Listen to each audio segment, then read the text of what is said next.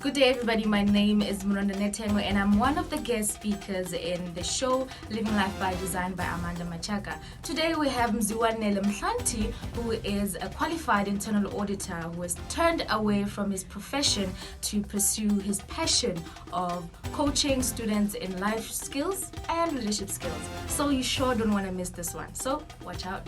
Mzi, welcome to Channel Africa and thank you for joining us. Thanks, Amanda, for having me, and it's great to be here.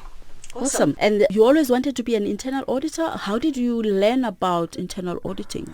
To be honest, I learned about internal auditing when I was doing matric, because until matric, I really didn't take my studies very seriously. Okay. Then it clicked, okay, dude, you have to choose something, because my mom had a rule that it's either you're going to go work or you're going to go study. And there was no way I was going to work after high school. So it's so the subject I chose and the marks I qualified for. That's how I actually chose internal auditing. All right, so you learned about it when you were in matric. That's correct. But you know, when we're growing up, we always asked, what do you want to be when you grow up? What was your response to that?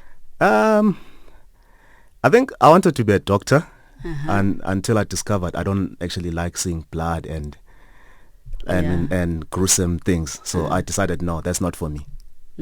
Yeah. And your parents, what are they? Are they in which profession? So my mom, she's a retired teacher.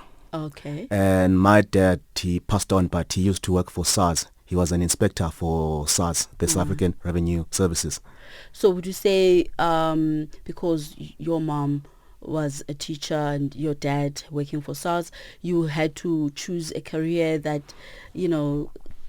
is more dignified, so to speak? Yeah, there was that pressure. I think so, because because my mom, she has always encouraged us to choose a career that one, like I said, is dignified. Plus also where you have an you have an opportunity to get a job. I guess that was a career that she felt. Yeah. So hence the first option of being a doctor. Yes.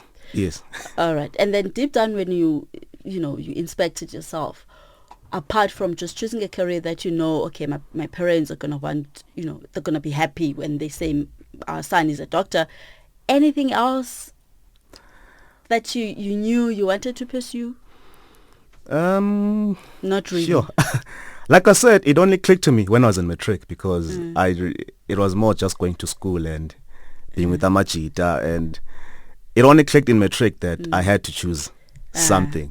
Yeah. All right. So, and your other siblings, what is it that they were pursuing? Yeah. So I actually have a sister. She's an internal auditor. She's practicing.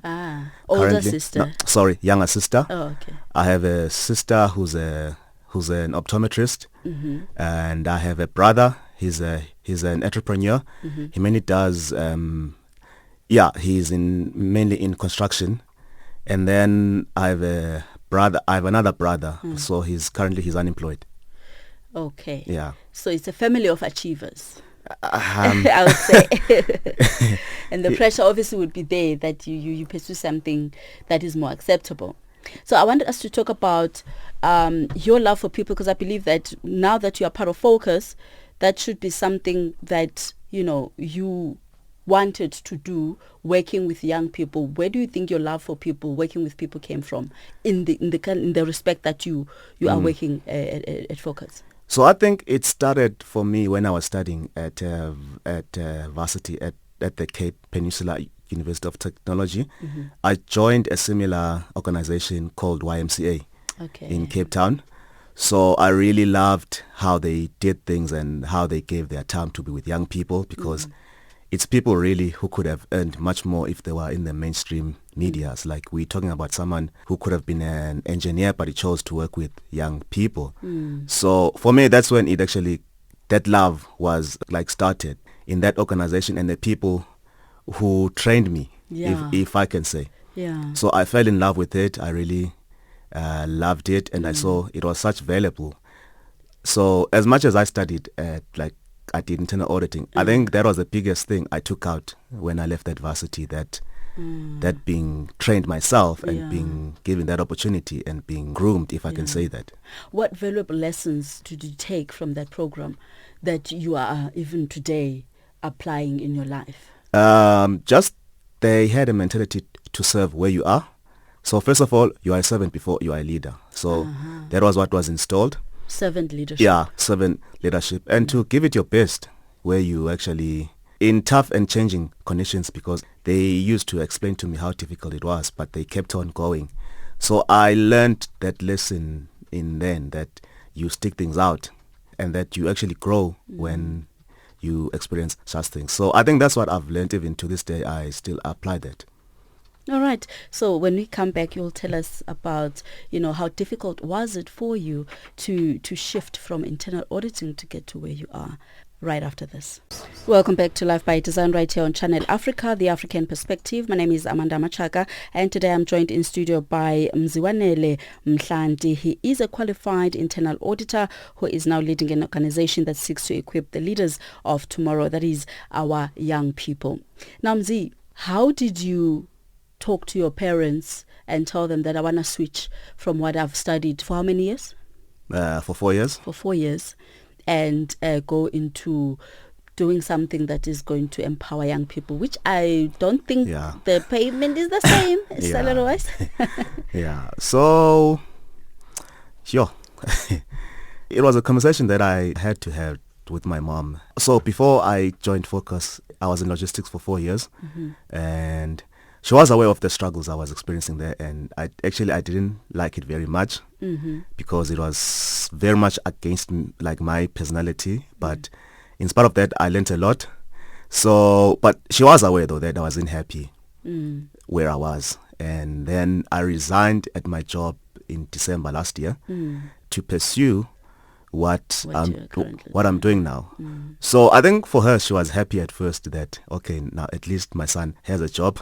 It might not be paying that well, but at least he's doing something that he loves. Like he's doing something that I love. And but they're slowly warming up to it. I think the advantage was that she was aware of my previous work, how things were going, the struggles I was facing. So I think she was a bit relieved in a way, because I was very unhappy and it was evident to my close friends and my family. So they were very much aware. So she was actually quite happy when I told her that this is something I'm going to do. And she's warming up to it. And then for you, did you ever feel like you wasted 4 years of studying and are not necessarily now using that skill? Yeah. So initially it did feel like that at first, because you see the guys who I studied with, how well they are doing in their profession, that we were in class together. So at first it did feel like that. I told myself, okay, this is where I am. Maybe it's a journey. So I did actually use those skills I learned in internal auditing to where I was, but of course not to the full extent that I would have loved. Yeah. So initially it did feel like that, but as time went, I felt that actually it's not. Like, in spite of me not doing what I studied for, I was learning, I was also serving, I was also being challenged. It was just in a different sphere than what I had initially thought I would be. So I wouldn't feel that it was a waste. Yeah. And how easy or how difficult is it for one not to succumb to the pressure that comes from your peers who would feel like you made a stupid decision? Because there are people that can be that harsh. Sure. Yeah, it was a bit difficult, especially when I told them that I've resigned, and they say, you did what? Especially in this climate, the economy isn't doing that well, and people are encouraged to stay where they were. But I felt that I've exhausted all avenues and I wasn't going to stay because of a job. Like, there's more to life than just a job, I feel. Yeah. And where your purpose is, it actually might lead you away from the job that you are doing, even if it pays very well. But everyone has their purpose in life, I think. So. And how important was it for you to make sure that you pursue your purpose instead of, just going for a comfortable life? Not saying that your purpose cannot, make you have a comfortable life, but how easy was it to make sure that you stick to your purpose and silence all the other noises that might try to take you away from that? Yeah, so I think at the end of the day, me as Mziwanele, I know what my life is, in spite of what everyone else. They may have an opinion. Yeah. So I think maybe just how I am, I told myself, I'm not going to do what people think or they think is good for me or not, because at the end of the day, I know what's good for me. So as much as people cannot agree to what you are doing, but they can respect it, especially if you are faithful to it and you do it well, and they can see the fruits maybe of what you're doing, even although they might not agree with it, but they can respect that you actually went against the grain. Yeah. So I think that's what really motivated me, because I knew that this is what I want to do, and I want to do it well to the best of my ability, in spite of everything else. Yeah. One thing I've realized is that, when people choose to pursue their purpose, they are obviously coming from a background of whatever it is that they were practicing, but what they learned there doesn't necessarily get lost. Yeah. Some of what you learned there applies to where you are in terms of your purpose pursuit. What are the things that you learned from, your studies as an internal auditor to working in logistics, and are now actually realizing that, that was not a waste. I'm actually applying that now where I am. So I think especially in logistics, because it's what I can remember, because I only stopped doing it in December, like things change. So initially you might have a schedule. This is what is going to happen for a truck or whatever, or a ship, but something happens in between. So you have to adapt, you have to change, and you have to be on top of things. So that's what I've learned, because nothing is the same. So I don't panic. That's the nice thing I've learned. So when things do change and they don't go according to how it was planned, I don't panic. There's a plan B. And also to keep calm. That's what I've learned, to keep calm and to control things. And also from my auditing background, just to go back on it, there are procedures on how things are done. So even where I am, I try by all means to follow those procedures and to do, well, if I feel they're going to add value, to do them. Yeah, so I'm learning a lot to what I've learned even here where I am. It was not in vain. No, it wasn't. Those valuable lessons are actually now applied in the field that you are called. Definitely, that's correct, because I feel that, so what I've learned previously, I'm applying even now, but of course at a different context than, All right.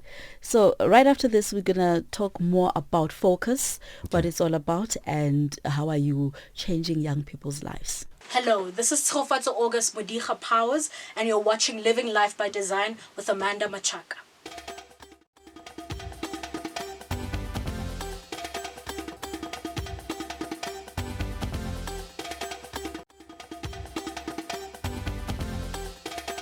Welcome back to Life by Design. This is Channel Africa, the African perspective. We are joined in studio by Mziwanele Mhlanti, a qualified internal auditor who is now leading an organization that seeks to equip the leaders of tomorrow. Now, Mzi, that organization is called Focus. Yes. Tell us a little bit about Focus. What do you guys do there? What is your role? So Focus is an organization that is based here at universities here in Gauteng. It's based at UJ and at WITS. But I'm at WITS at the education and business campus. Someone else is at the main campus. So I mainly deal with your guys who are studying teaching and the students who are staying at the RES, at the education campus.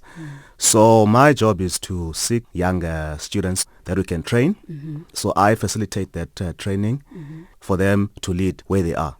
So that's my job to do. And it gives me joy when I see young people growing, and that I'm confident where they are. They're going to do well because of the principles that we teach them at Focus. So that's what I'm doing. And what have been your highlights so far? I know you started it recently, but I'm sure there are some highlights that you can share. Yeah. So the highlights that I'm share is the friendship that I'm building.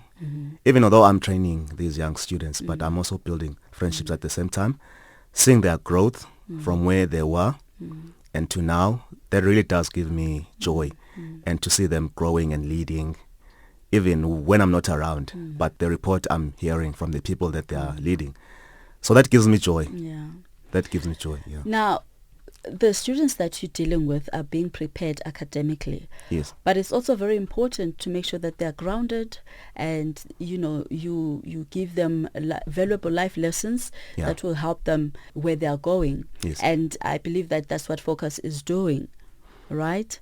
Yes. And how important is it for our nation or any other people for that matter to invest in young people and to make sure that, because these are the leaders of tomorrow, to make sure that they are equipping them to be effective? Yeah. So it's having that balance again. As you said, that the university, they are teaching them the academic side. But as you know, in life, you need more than that. You need to be an all-round person.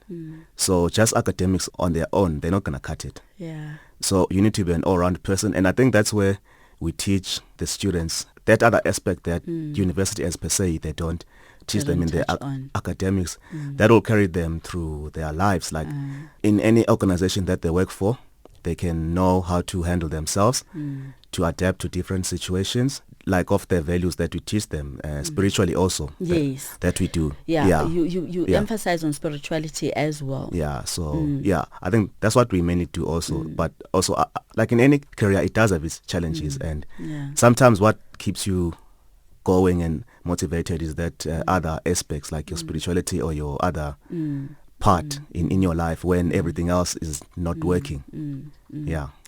Now, you did say that you were part of a group at varsity. Yes. That made you realize that this is what I love to do. What are the things that you learned at that organization that you're applying now at Focus to make sure that you are paying it forward, so to speak? So basically, how to handle young people, especially students, is very different, let's say, to how you handle youth. So it gave me that advantage that I know how to handle young people because myself, I was them at one stage. But also I how to deal with I learned, pressure, yeah, because they come across a lot of pressure in life. Yeah, so how to deal with pressure because we work with them, and I learned that also because of the guys who worked with me. So how to work with them and also how to assist them when they need help. Yeah. So I learned that. So that's available. And I know that you teach them biblical principles. Yes. Could you touch a little bit on that and how they help them, to be the leaders that you want them to be in future? Sure. Okay. So we teach them that at Focus because if they have that solid foundation, which we reckon that anywhere that they go and they apply that foundation, they can be successful and they can work anywhere. So by us installing those values, how to treat other people and how to treat themselves first and also other people, and to be servants above all, inspire them being leaders, but also their servants. And also understanding their purpose. That is correct, yeah. So that is correct also that they are not, they do get there for the paycheck, but there's something bigger than that, than just a paycheck where they are, to have real impact and to add value to where they are. So that's what, especially the biblical aspect, teaches them. All right. So we're going to speak to one of the young people that you are impacting at Focus, and they'll share, how much of an impact you've made in their lives right after this. So do subscribe so that you don't miss out. We talk to people who are living their lives by design. They tell us how they did it so that you too can be inspired. Make sure to subscribe. So now on the line we are joined by Jordan Sherinette Leramo Gudiso. I hope I tried my best to pronounce that. And she is a student at Focus. She is one of the young leaders that Mzi is equipping there. Welcome to Life by Design. Thank you. So I have Mzi in studio. He's been telling us about the wonderful work that you guys are doing. I believe you're one of the leaders at Focus. Can you tell us a little bit about what you do together with Mzi? Yes. So at Focus, we have a Bible study on a Friday. And, we try and make it quite interactive with different questions, but diving into a set number of scriptures, but in such a unique way of looking at the historical context of that passage and just trying to get fresh revelation. And it's something that has changed my life. And so this year I got to be part of the leadership team, and we meet up and we go even further into diving into God's Word, which is so fresh and alive. Now, you're a young person, you're a student at Wits. Why did you decide to be part of Focus when you could have been, part of a group of youngsters who go to parties and enjoy their lives? Why was it important for you to be part of this group? My friend and I, we were like searching since first year for a particular group that we could be a part of. And I mean, there are different clubs and societies at university. And like you said, there's also that, that party element that is always associated with going to university, But we had gone around to different clubs and societies, different Christian Bible study groups. But when we came to Focus, we just found how the people there were like a community, like a family, so loving, so welcoming. And I think for me, I never chose that partying lifestyle because, not to say I haven't gone to clubs, but I felt like it was just so empty there. You just don't feel that warmth and that acceptance and that family feeling like you would at a Bible study group. And so for me, we have fun together, even in our conversations and meetups. So for me, I'm happy where I'm at. So I was speaking to Mzi and he was telling me about how he was part of a group at college that is similar to what you guys are part of and how it shaped him. And so now he's sharing that knowledge with you guys. What are the lessons that you have learned from him that you are applying in your life and you know that they're going to help you in future? Well, I think something he's shared with us, even just from his testimony of like coming from the corporate world and then going into this ministry, our focus is that, life, you don't know where life's taking you, but you have to be obedient to the call. And, it's frightening, it's scary, but if your dreams don't scare you like they should, then sometimes you have to question whether or not, this is self-effort or whether this is God calling you to it. And I think that is one big lesson that I've learned from these, that, don't be afraid to step out into where God's calling you. It might be completely different from where you think you're going, but, as Isaiah says, his thoughts are higher than your thoughts. His ways are higher than his ways are not your ways. Yeah. So for me, that is a big lesson that I've learned from him. And I believe that it prepares you guys when you maybe perhaps come across something like that, then you won't be as scared as you would have been had you not come across AMZ that went through the same experience. So what would you like to say to him? He's listening. Okay. Hi, Jordan. Hi, Mzi. Yeah, so what would you like to say to Mzi? Just to encourage him to keep going, as I believe that it's not an easy task to be leading young people, and also, the courage that he had to leave his job and focus on something that brings him joy, that is aligned with his purpose.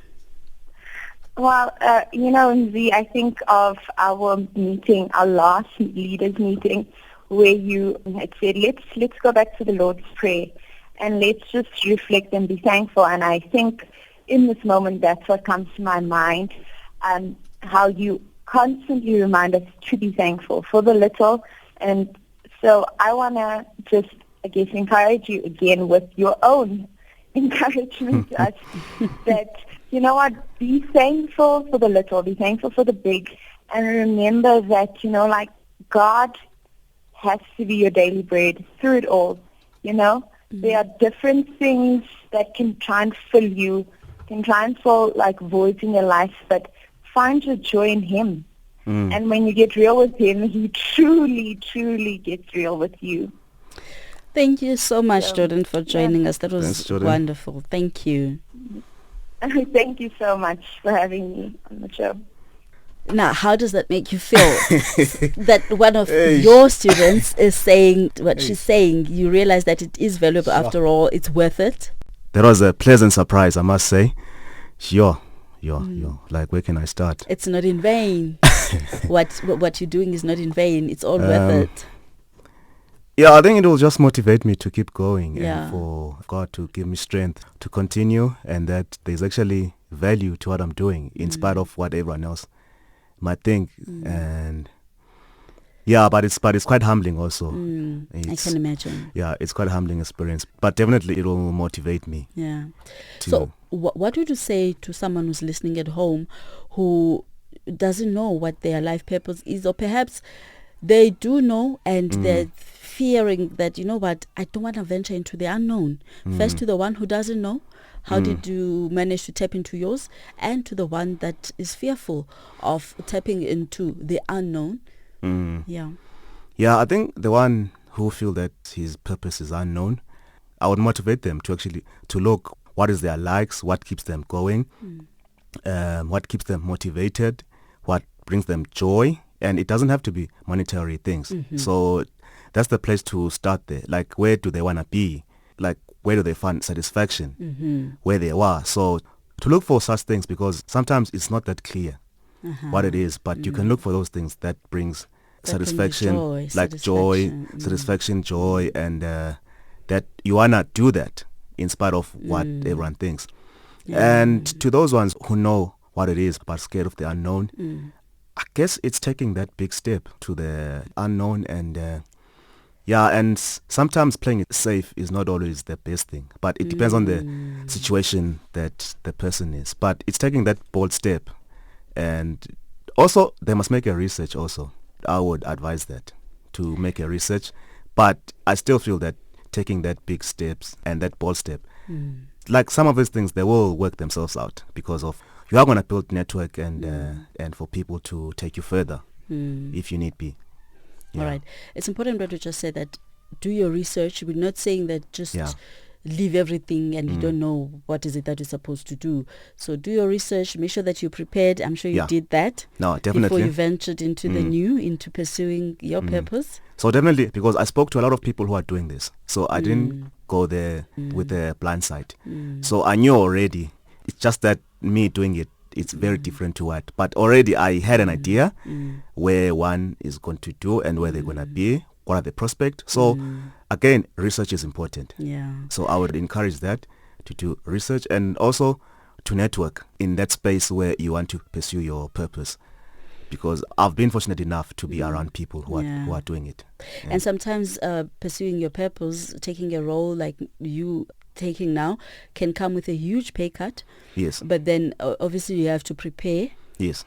Save. Yes. Invest. That's correct. So that you are well taken care of. Yeah, that is also correct. And also, since you take a pay cut, you have to adjust your lifestyle also. Which many people aren't prepared. So it's just those things that if it happens that you take a pay cut, just let's say if you're staying in a 2-bedroom apartment, maybe move to a bachelor or to share, like such small things. If you are like some of us, we love woolies, but we we had to adjust maybe to your spa or to whatever. But like just an example that cutting those and also to save if you can. But sooner or later, savings are gonna run out. So, but just adjusting your lifestyle. Adjusting your lifestyle. But what I like is the fact that it doesn't mean just because you adjusted your lifestyle, it's going to stay low, so to speak. Yes. Your purpose can lead you to a place of abundance as well. Yes. So it's a matter of just taking that first step and doing the work. And then so that is correct, but initially you have to do a sacrifice, whatever it is, but whether the sacrifice later on there is gonna come a reward, whatever it is, but initially I don't know how to, it is gonna be tough. Of course it is gonna be tough, because we are used to a certain lifestyle, and and also people talk, but if you block those things out and you know what your purpose is and you take that hit first, like you are gonna be rewarded in the near future, just that we don't know when, but some it might be quicker than others, but definitely there is a reward that's going to happen. But the instant reward is the satisfaction you get. That is correct. Every day. That is correct. Go to work, if I can say that, and you don't have to drag yourself. Exactly. That is the other thing that no one can take. Mzi, thank you so much for joining us. Yours has been a very inspirational story, and the nugget that I'm getting from you is sometimes playing it safe is not the best thing. That is correct. This has been Life by Design right here on Channel Africa, the African perspective, from myself, Amanda Machaka, producers Yamin Nyama and Bradley Chabalala. We thank you for joining us. Till next time.